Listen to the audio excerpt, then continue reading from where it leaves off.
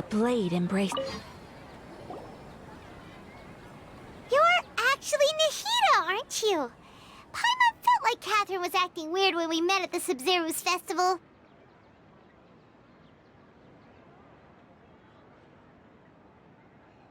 And Dunyarzad, did you save her? It's a really long story. We shouldn't disturb her. Her consciousness is still weakened. Let's chat somewhere else. How about by the Traveler's favorite bench?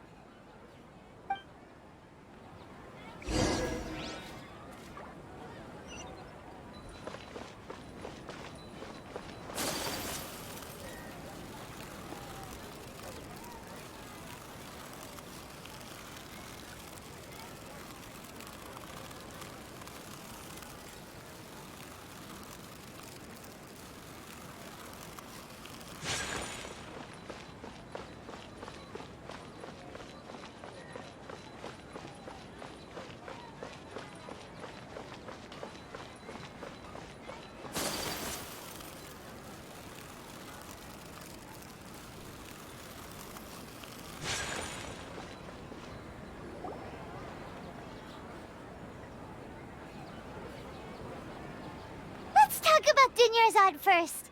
It's such a relief that she's all right.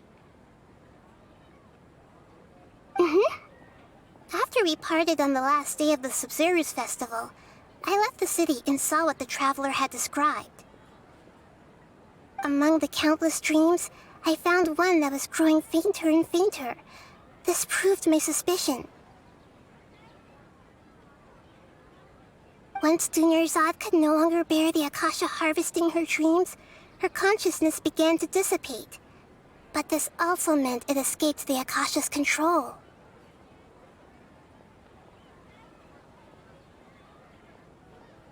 Such a small fragment of consciousness can't last for very long, though. It will return to its original dream, where both will gradually fade until they completely disappear. I used all the power I had to keep her dying dream alive as long as possible, but it still wouldn't have lasted for much longer if it hadn't been for you two breaking the samsara.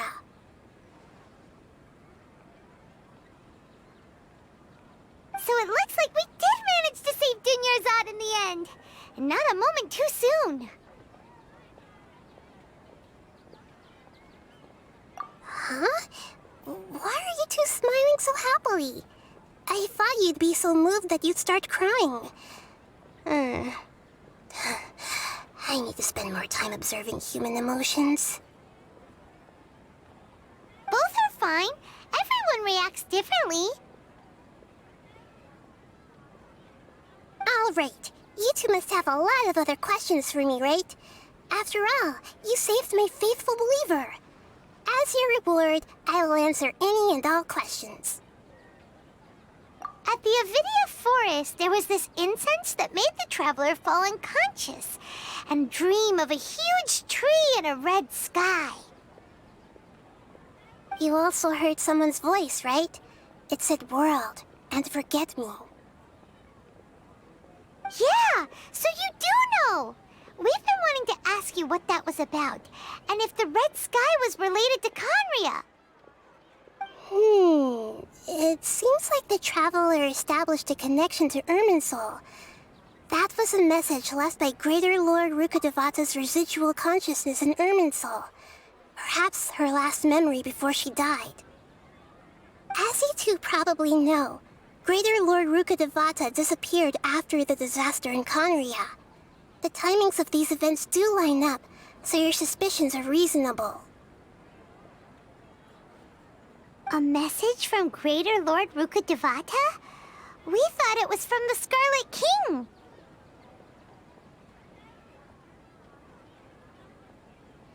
The Scarlet King? That god who died even longer ago? Some present-day desert dwellers still worship him. You probably just heard some of their conspiracies. Okay, so what does the message mean? I still haven't managed to decipher it. Even the Akasha isn't currently capable of doing that. Greater Lord Rukkhadevata's residual consciousness in Irminsul seems to be contaminated with something that has a very dangerous aura to it. Many devoted scholars go mad as soon as they connect their consciousness. I've warned the Academia about this many times, but people still keep falling victim to it. But I believe this is the key to saving Irminsul. That's why I've kept trying to decipher it. So the tree in the vision was Irminsul? Oh, Tainari also said that Irminsul is sick! Is it because of the contaminated consciousness? But even if you can't figure out what that vision was all about, it seems like our search for you was all in vain. The Traveler wasn't affected after coming in contact with that consciousness. I've never seen anyone like that. With you here, we may have a chance at deciphering it. No, we must decipher its secrets. I've already eliminated all other factors that might affect Irminsul. This is the only one left. This puzzle has life and death at stake. It could determine Irminsul's fate, as well as Tevat's. To be accurate, I'm using the Akasha as a medium to occupy Catherine's consciousness.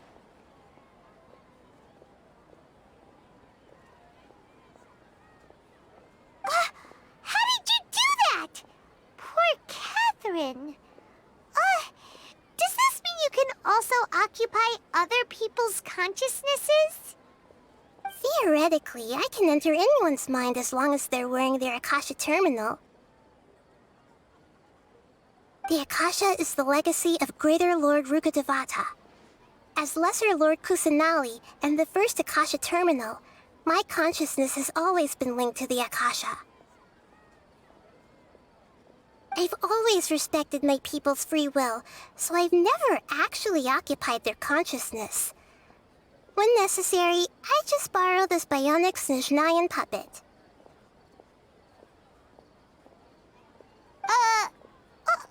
Hold on. Did we just learn some deep, dark secret? So Catherine is... No wonder Paimon felt something was off about her.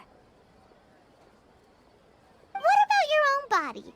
Why do you need to borrow other people's? Don't you live in the sanctuary of Surasthana?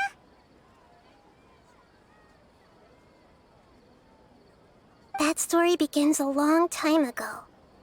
After Greater Lord Rukkhadevata disappeared, the sages found my newly born self and took me back to Sumeru.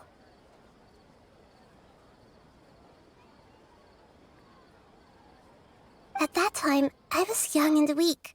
The sages kept me in the sanctuary of Surasthana, ostensibly for the sake of protecting me. But I've hardly heard from them since. However, I do understand that they had hoped to find Greater Lord Rukkhadevata instead of me, a symbol of her passing. So, the sages basically put their new Archon under house arrest? How dare they! Why don't you teach them a lesson, Nahida? In some ways, they aren't wrong. Greater Lord Rukkhadevata was omniscient and omnipotent. Even after her death, the Akasha is still empowering this nation.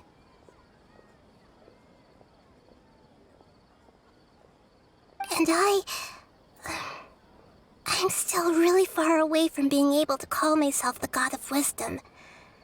Moreover, the Academia is also more proficient at governing this country. My existence has little meaning. Yeah, you got a lot of believers. Just look at the Sub-Zero's festival. Everyone who showed up truly loves you. Thank you for the kind words. But I honestly don't need physical freedom as long as I can connect my consciousness to the Akasha. Trying to find a way to save Irminsul is my life's mission and top priority. I will work on that, and try to live up to being a deity in the meantime.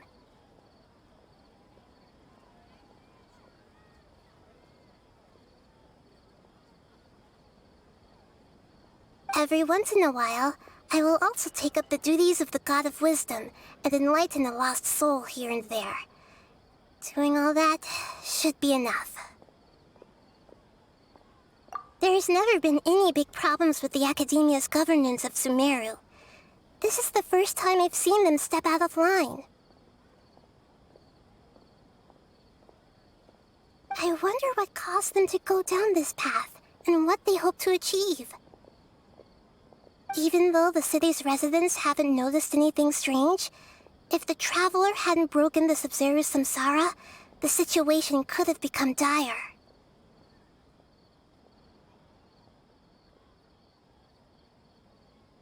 I tried to do some investigating in the Akasha, but I couldn't find anything suspicious, and all the people of interest seemed to purposely avoid wearing their Akasha terminals.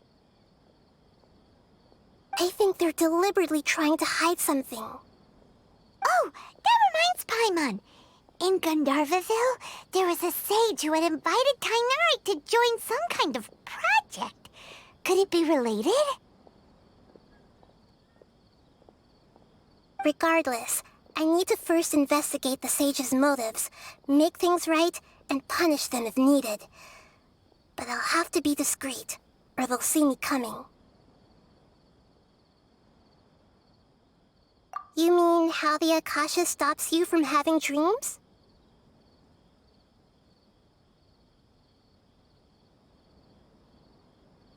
Yeah, it's been such a long time. No one's noticed something's up? It's not that no one noticed. It's more like no one cared. Ultimately, it's all rooted in the sage's misdirection. Misdirection?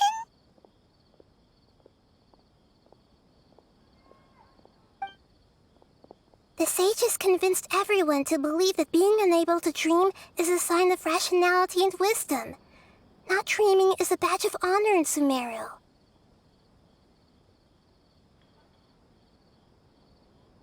Even if the truth is that their dreams are being reaped by the Akasha.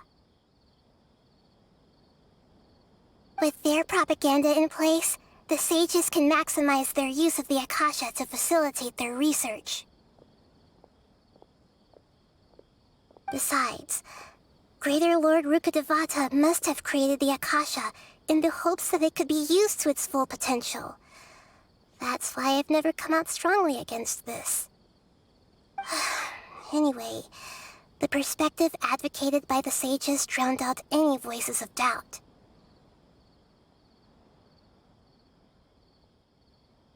By now, even those who never use Akasha terminals find it too shameful and embarrassing to talk about their dreams.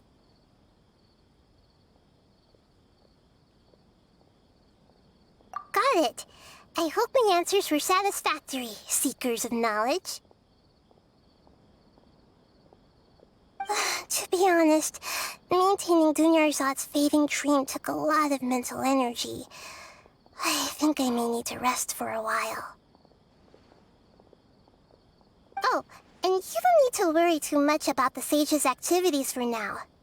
The Akasha won't be able to conduct another project on the scale of the Sub-Zero's samsara in the immediate future. Go and get some sleep. Leave everything to us. What a relief. This is truly the most exhausting birthday I've ever had.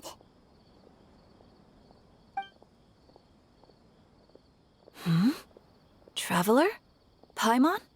Why am I here? Do either of you know? Maybe you were sleepwalking. You know you can't wake up a sleepwalker. We happened to walk by, so we thought we'd wait for you to wake up. I see. Huh. I should visit my maintenance personnel sometime. Oh, I'm fine. I better go. Thank you.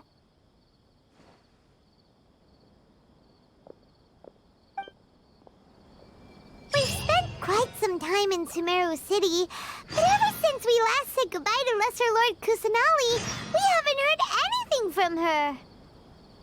Oh, we can't just keep waiting around like this. Let's go find Catherine and pick up some work so we can at least keep ourselves busy.